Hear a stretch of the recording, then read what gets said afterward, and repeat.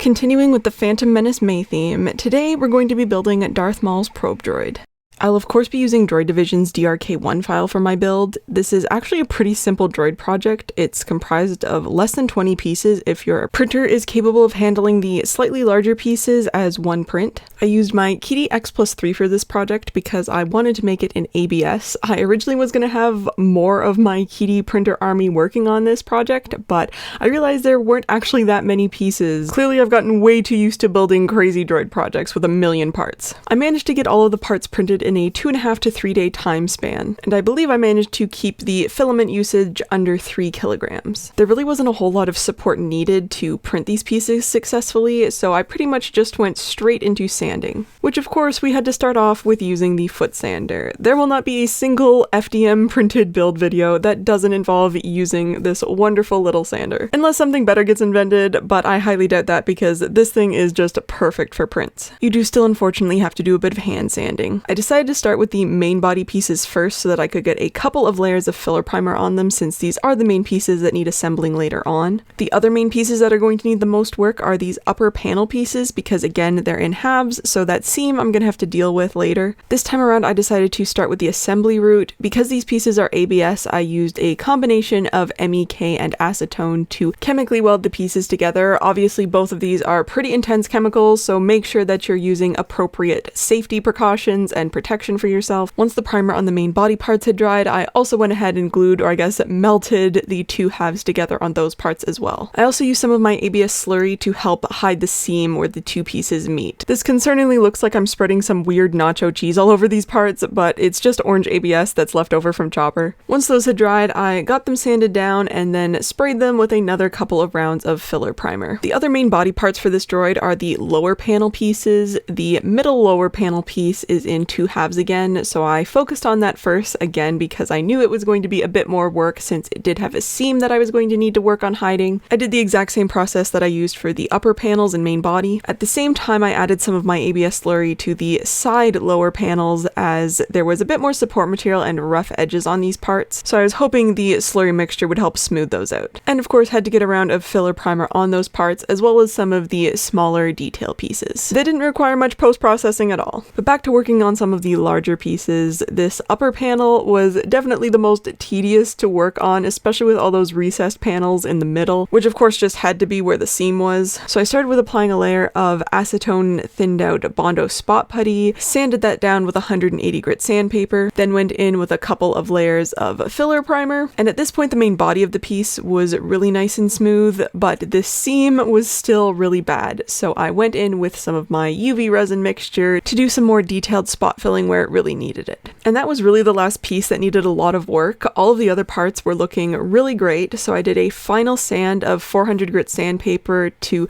smooth any of the possible overspray off on these, and you can see the effect there of just how smooth I got them. I then sprayed all of the pieces down with a satin black paint, or I should say all of the pieces that were going to end up being a black color later on. In some of the parts cases this is actually going to be the final paint coat, but in other cases it's going to work as a great base coat. At this point the only part that I hadn't dealt with was the antenna, and I decided to design my own as I noticed in one of the reference photos it had a very specific taper to it, and the easiest way to build an accurate one was just going to be to design and 3D print one. I printed the antenna pieces in resin along with some of the other smaller detailed parts, or parts that I just didn't want to have to deal with sanding. I designed the antenna so that it could fit a 3mm metal rod up through it, mostly to help the parts line up, but technically this will also increase the strength of the antenna. Either way, this is still a really delicate part that could be very easily broken, but I really just wanted to keep the antenna as accurate as possible. I went ahead and sprayed the antenna and camera pieces in that satin black, but for the other smaller detail pieces that are going to end up being a chrome color later, I sprayed them with the Alclad gloss black base so that it's going to be a super mirror-like finish.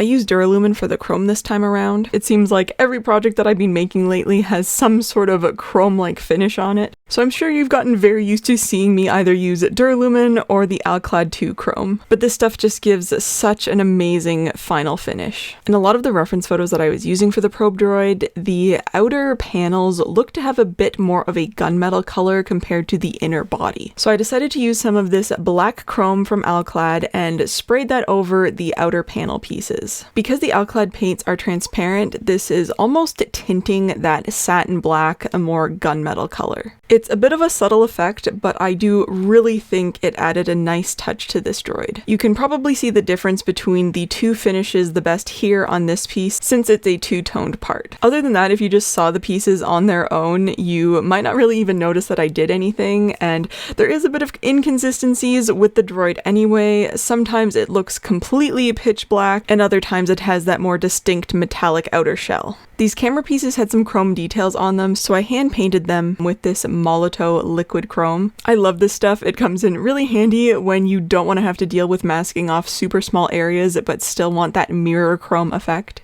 The last parts for these cameras were the lenses. I cut these from halved parts of plastic Christmas ornaments, and these work great for lenses and projects. And the only step left after that was final assembly. Started off with adding the side panels to the main body. I just super glued these because they were already a really snug fit. I was not concerned whatsoever with them ever falling out. Then it was on to these side chrome pieces, whatever they actually are. I actually didn't even glue the top panel to the main body, just in case I want to add any electronics in this droid later. But now let's talk a bit about a base, because this droid definitely needs something to display it on, since it is just a floating ball. There's this really awesome wall mount that is included with the files. It makes the droid look like it's actually floating, which I will probably make in the future, but for now we're going to be going with a static base because there's a bit of a custody battle going on for this droid between my dad and I as to who gets to display it in their collection between my droid section or his Sith shrine. I wanted the base to look like the Tatooine environment, so I found this tabletop gaming base that I made absolutely massive and edited it to have a pole hole. Did some very light post-processing on it between acetone smoothing and a bit of filler primer. Mostly it was to get this ring nice and smooth and black, because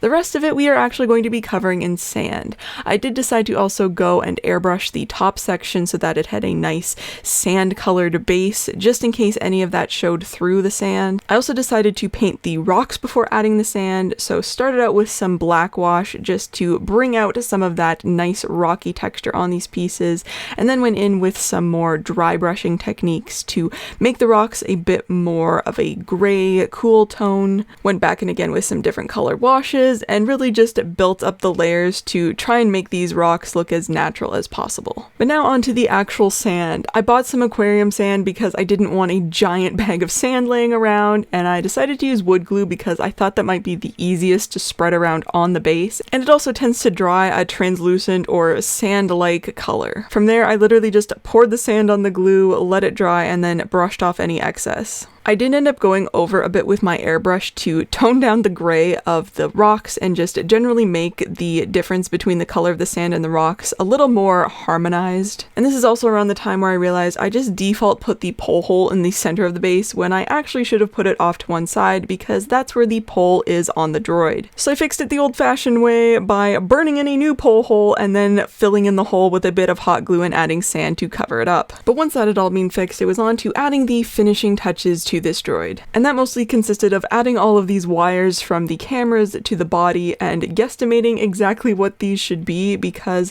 the wires actually change on this droid all of the time depending on probably what version of the droid they filmed, like if it was CGI'd or a model. I don't know, there's crazy wiring inconsistencies with this droid, which of course just drives me nuts, so I stuck to one photo and went with it. This can be a very fiddly task that you will most likely feel like Babu Frick by the end of it.